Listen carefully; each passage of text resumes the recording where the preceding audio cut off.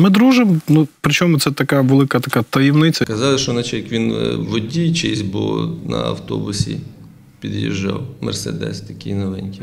Этот кусок земли любят реально все. І мені треба було бути і умним, і красивим. Привіт! Мене звати Анастасія Усенко. Пам'ятаєте історію про Максима Микитася, улюбленого забудовника попередньої влади, який, до речі, зараз під слідством? Так от, ця історія мала послугувати б хорошим прикладом того, як робити не варто. А от наша історія вже про іншого забудовника – Андрія Вавриша, близького друга голови президентського офісу. Історія нова, а схеми схожі на старі. Дивіться, лайкайте, шерте, якщо маєте можливість, підтримайте нас фінансово.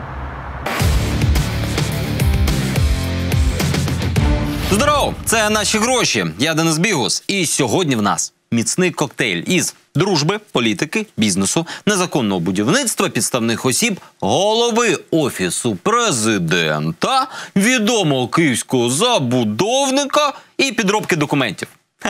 І все це в одному ефірі. Стосовно цього ефіру, до речі, в нас тут була невеличка суперечка в редакції, тому що, я кажу, слухайте, сюжети про забудову. Це нудно. Я кажу, вони складні, їх погано дивляться. А мені подивись на Микитася. І так, дійсно, улюблений забудовник попередньої влади, Микитась, нині сидить саме за нашим розслідуванням, в якому Максим Опанасенко виявив схематоз із забудовою на землях МВС. Часи змінились. Микитась у СІЗО, а із МВС у партнерстві тепер будує інший бізнесмен – Андрій Вавриш. А в партнерстві з Вавришем – люди Богдана. Історія, яка розгорталась просто під час зйомок від Максима Опанасенко та Анастасії Усенко. До речі, вже завтра велике інтерв'ю із самим Андрієм Вавришем в програмі «Он воно як» про його плани на Київ та партнерство з командою «Зе».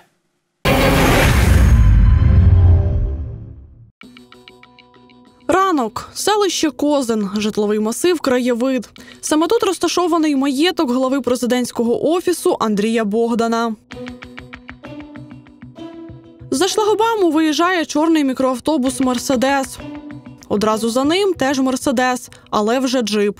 Цей джип – один з автомобілів Богдана. Ми неодноразово фіксували його раніше під час офіційних зустрічей. Мікроавтобус перед ним записаний на киянина Кирила Скурського. Скурський – не чужа Богдану людина. У Фейсбуці Богдан вітає Скурського і його дружину з весіллям. А сам Скурський активно репостить на своїй сторінці інформацію про Богдана і президента Володимира Зеленського. А записаний на нього бус їздить в кортежі керівника Офісу президента.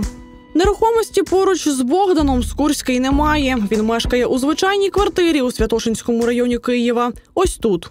За місцем прописки Скурського ніхто не відкриває. Більш говірким видається сусід.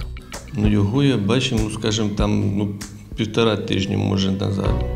Він до минулого року чи до весни він тут був постійно. Він тут був, і на роботу їздив, бо він, я не знаю, казали, що наче як він водій чийсь, бо на автобусі під'їжджав Мерседес такий новенький. Ранкові виїзди мікроавтобусу Скурського з елітного котеджного містечка, де мешкає Богдан, у супроводі автомобілів Богдана, теж натякають на водійство. Але є ще дещо. Крім мікроавтобусу, на Скурського записали ще й скандальний бізнес-проект, який набирає обертів саме після зміни владної команди на Банковій. Київ – 22-й кілометр Харківського шосе. Одна з останніх великих зелених зон міста. 30 гектарів державної землі в користуванні Національної академії внутрішніх справ. Колись тут розташовувався дитячий табір. Пізніше ділянка відійшла Нацакадемії внутрішніх справ для оздоровлення курсантів. 6 корпусів, офіцерський будиночок, баня та їдальня. Усе це поміж лісу та поряд із озером. Нині корпуси знесені. На їх місці має вирости житловий комплекс, 12 будинків на 800 квартир, 560 паркомісць, відпочинкові будинки, комерційна нерухомість, власна екоферма, кафе, ресторани, клініки, магазини, салони краси, спа і школа. По суті, у величезній зеленій зоні з'явиться цілий житловий мікрорайон – О2 Резиденс. Але призначення цієї землі рекреаційне. І житлове будівництво на таких ділянках заборонене. Будівництво, яке до того ж буде не надто вигідним для Академії МВС. Зате дуже вигідним для компанії, із якою Академія підписала договір на забудову цієї ділянки. Ця компанія має назву «Резон». Формально у неї 3 власників. Усі 3 виводять нас на 2 прізвища – Андрія Богдана та його друга-забудовника Андрія Вавриша. Дивіться самі, найбільша частка в компанії, яка будуватиметься на землі Академії МВС, належить Ользі Клицько. Жінка залучена до низки попередніх забудов Андрія Вавриша. Ще один співвласник «Резону» – фірма, якою керує Дмитро Овсій, юрист Вавриша. І нарешті 3-й формальний співвласник – компанія, керівником якої значиться вже знайомий вам Кирило Скурський. Той, що їздить з автомобілем Андрія Богдана і приймав від нього вітання з весіллям. Вавриш від своїх людей не відмовляється. Дмитро Овсій є давній наш партнер. Ми з ним працюємо багато років в різних ролях. Він інколи виступає нашим партнером по проекту, інколи ми користуємося його юридичними послугами. Він фаховий, абсолютно фаховий юрист, і я абсолютно впевнений в тому. До речі, з ним я знайомий на багато років довше, ніж з Богданом. А от про Скурського і його зв'язок з Богданом, каже, не чув. Ну що ж. Андрій Вавриш і Андрій Богдан – забудовник і керівник президентського офісу, а ще близькі друзі. Їхні спільні подорожі регулярно потрапляють у об'єктиви. У серпні вони разом літали у Сен-Тропе. Не аби куди, а на весілля до тіньового куратора Міністерства юстиції Андрія Довбенка.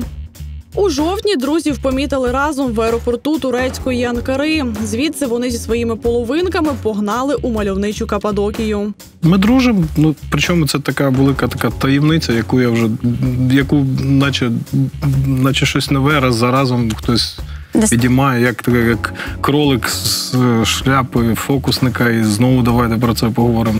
Договір з «Резоном» Академія підписала влітку 2017-го. Реально, просто до слова. Минулого року Вавриш захистив дисертацію у Академії МВС на тему, от що найбільш іронічно вам спадає на думку? Тема «Запобігання злочинам проти власності у сфері будівництва». Ректор Академії Володимир Чернєй каже, земля їм просто була не потрібна. Рахункова пише, аудитори пише. А мені використовувати нема, тому що, як я можу використовувати? Дороги туди немає, людей возимо. Там тільки на зарплатню, на охорону треба було платити 1,5-2 мільйона в місяць. Це величезні кошти. І мені треба було бути і умним, і красивим.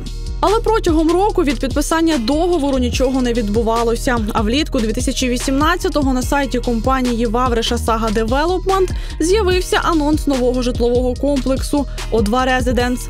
Поки що без жодних деталей і адреси будівництва. Просто очікуйте незабаром. Очікування затягнулося ще на 1 рік, аж раптом влітку, після перемоги Володимира Зеленського на президентських виборах, на ділянці Академії з'явилася перша техніка. У серпні дозвіл на будівництво видала Держархбудінспекція, при тому, що ще в травні вона ж відмовляла у дозвільних документах. Аби не було цього видавлювання гарних і негарних на ринку, і чим займаються зараз, раніше займалися органи влади, то ми б в минулому році мали б як мінімум 5-6 нових об'єктів. А так в нас... В цьому році вже ніхто не видавлює. Не ставлю. З переляку понавидавали декілька дозволів, які роками не могли видати, але... Бачите, нові дозволи з'явилися, так, від ДАБІ? А хіба вони можуть їх не видавати? Це просто перестали взятки брати, от і все. У вересні сюди почали організовано привозити потенційних покупців квартир у новому житловому комплексу, а по місту з'явилася рекламна кампанія. У жовтні продаж квартир відкрили офіційно на сайті Саги Вавриша. Земля в собственности у МВД, а у МВД с застройщиком договор. Например, застройщик строит МВД, грубо говоря, там 5 квартир или там 15-20, да, у них уже свой взаиморасчет идет. И все, и по факту... тут будет жить МВД? Нет, здесь могут жить директора, сотрудники, просто площадями. Расчет не, например, деньгами, да, метрами квадратными. То есть им так устроило, а застройщику так выгодно. Поэтому вот такой взаиморасчет. Тобто вони потім можуть це продати, да, і чи як? В основном, вы знаете, мы слышали, что они будут раздавать своим сотрудникам, которые с должностями высокопоставленными, потому что этот кусок земли любят реально все. Потенційним покупцям про цільове призначення землі продавці розказують таке. По концепции, то есть у нас есть тут 2 участка земли. Первые 6 гектаров – это под стройку. Еще 23 гектара. Целевое назначение под рекреацию. То есть там может быть спа-комплекс, детокс-комплекс и прочее. Це по концепції, а ми ж опираємося на документи. І тут все стає цікавішим, бо землі, де заплановане будівництво житлового комплексу, насправді не призначені для будівництва цього самого житлового комплексу.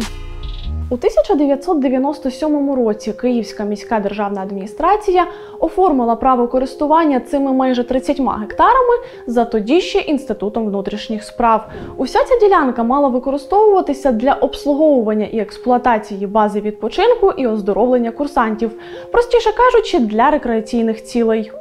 У 2013-му більшу частину цієї ділянки, понад 23 гектари, офіційно перереєстрували. Користувачем стала вже Академія внутрішніх справ. Інформація потрапила в державний реєстр, ділянка отримала свій кадастровий номер і рекреаційне цільове призначення. На такій землі житлове будівництво заборонено. Там уже чітко указан код 0701. То есть земли рекреационного назначения, все ясно, понятно. У нас эта земля была и 23 гектара, и 6 гектар, изначально одно и то же. Про меншу ділянку у 6 з гаком гектарів чомусь тоді забули. Академія згадала про них лише у 2017-му, за кілька місяців до підписання договору із забудовником, бо саме на ній запланували 12 будинків. Цього разу ніякої офіційної реєстрації не відбулося. Академія просто звернулася в Держгеокадастр. І той зробив раніше рекреаційну ділянку землями оборони. Це були землі рекреаційного назначення. При этом ответ ДЗК пишется, что для того, чтобы это были землями обороны, должна быть выполнена процедура, там должны быть расположены военные части. Дійсно, за кодом цільового призначення на ділянці мали б розташовуватися частини Нацгвардії. Насправді ж ніяких військових формувань там не було. А якщо точніше, ділянку взагалі не використовували за призначенням. Ректор академії це підтверджує. Колись це був один із підрозділів нашої академії, де навчався факультет розвідки. Територія цього підрозділу 5 років не використовували. Коли підрозділ скоротили, значить ми зверталися, і ніхто цей підрозділ не забрав. 5 років ми його охороняли. Ми розуміємо, для чого це робиться. На землях оборони дозволене будівництво житла. Щоправда, житла для військовослужбовців, але ж забудовники зазвичай бачать тільки житла. Але є ще одне але. У постанові Кабміну, яка регулює будівництво на таких землях, чітко вказано, хто може бути його замовником. У нашому випадку це мало би бути саме Міністерство внутрішніх справ. Тобто Академія внутрішніх справ не може виступати замовником будівництва на землі оборони. В академії на запитання про законність таких дій лише знизують плечима і постійно намагаються подати забудову як перемогу. Ми знайшли компанію, яка нам, значить, там, по-моєму, більше 8% забезпечувала, значить, площі від проєктної своєї можливості. Ну, так як нас не... Звісно, краще було взяти більше 100 квартир, дати особовому складу і проблему закрити. Але є же ще й життєдіяльність академії. На цій локації ми замовили, щоб нам побудували, значить, навчальний корпус. У підписаній влітку 2017-го угоді сказано, забудовник зводить на землі академії житлово-рекреаційний комплекс. У ньому виділяє навчальному закладу квартири не менше 4800 квадратних метрів і нежитлові приміщення не менше 1179 квадратних метрів. А ще будує новий навчальний комплекс для академії на іншій її ділянці – у Віті Поштовій, що під Києвом. Все просто і зрозуміло? Ні. В угоду завбачливо вписують декілька хитрих формулювань. Перше дозволило забудовнику вже у травні цього року під час підписання додаткового до угоди документу почати обіцяти ледь не вдвічі меншу площу майбутніх квартир – 2800 квадратів і зовсім відмовитися від комерційної нерухомості. Чому? Бо висока вартість збудованого комплексу у Віті Поштовій зробила ось такий перерахунок. Друге хитре формулювання дозволяє забудовнику у майбутньому взагалі не давати академії квартир у новому ЖК, а передати їх у інших об'єктах. Такий же обмін Національна гвардія зробила з Укрбуддевелопмент екс-нардепа Максима Микитася у 2017-му.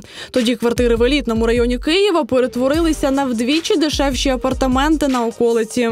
Для тодішнього керівника Нацгвардії Юрія Алєрова і нардепа-забудовника Максима Микитася це закінчилося кримінальною справою. Ніяких натяків, просто констатація.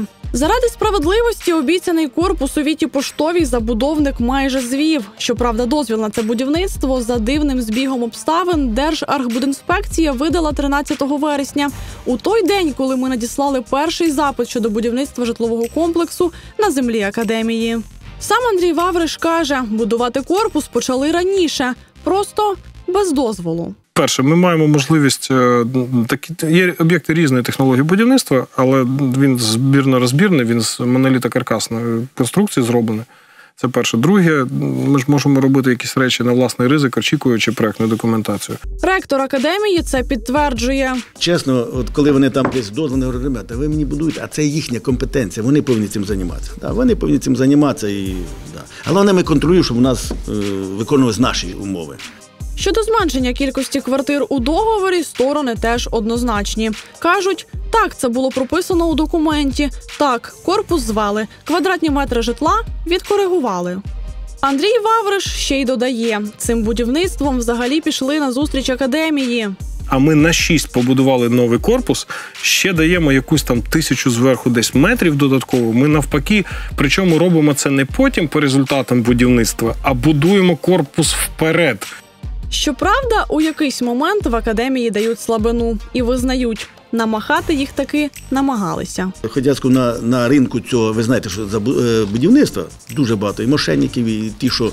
Да. З нами їм трошки було, вони думали, були попитки, хлопці, далі не думайте. Да. Давайте, у нас є свій авторитет, ми держава, да, ми силова структура. Але ні авторитет, ні держава, ні силова структура не вберегли академію від, дуже сумнівних дій забудовника. У грудні 2018-го, коли договір вже більше року як підписаний, але ніяких робіт ще ніхто не виконував, Резон раптово оформлює на себе ще не існуючий, але готовий на 35% майновий комплекс на землі академії. При цьому ніякої іншої нерухомості, окрім, власне, будівель самої академії, на ній на той момент не було. І тут про це навіть не знали. Власником стає хто? Власником стає товариство з обмеженою відповідальністю, фірма «Резон». А щось не приходило з прокуратури, щось помбили, а потім закрили. Щось таке було. А забудовнику цей фінт дав можливість залізобетонно забити ділянку під себе. І для його реалізації скористалися послугами дуже сумнівних осіб. Неіснуючий майновий комплекс на компанію із орбіти Вавриша Богдана оформила Віолета Рибалко. Вона державний реєстратор і, до речі, вона вже має досвід співпраці з фірмами Андрія Вавриша. Так, у 2017 році вона перереєструвала склади швейного цеху у Борисполі на компанію із його орбіти. А зараз там добудовують житловий комплекс. До 2016-го Рибалко працювала держреєстратором в управлінні Міністерства юстиції у Київській області. Згодом змінила місце роботи, пішла до комунального підприємства «Путрівське». Саме як його працівниця вона і реєструвала містичний майновий комплекс для Резону. Ми приїхали сюди, аби дізнатися більше про цей випадок. Жодного натяку на присутність тут державних реєстраторів. Тут навіть є табличка Міністерства культури і мистецтв, будинок культури, село Путрівка, Васильківський район. Це не дивно, тому що воно фейкове. За інформацією Служби безпеки, комунальне підприємство «Путрівське» займалося незаконною реєстрацією і перереєстрацією. По суті, звичайним рейдерством. У липні сюди навіть приїжджав Володимир Зеленський і перевіряв підприємство за численними скаргами. До слова, разом із Андрієм Богданом. Тоді обидва вимагали їх закрити. Відключити всіх реєстраторів, що створюють зараз ризики рейдерства. Передусім комунальні підприємства. Пропоную всі комунальні підприємства просто відключити від реєстру.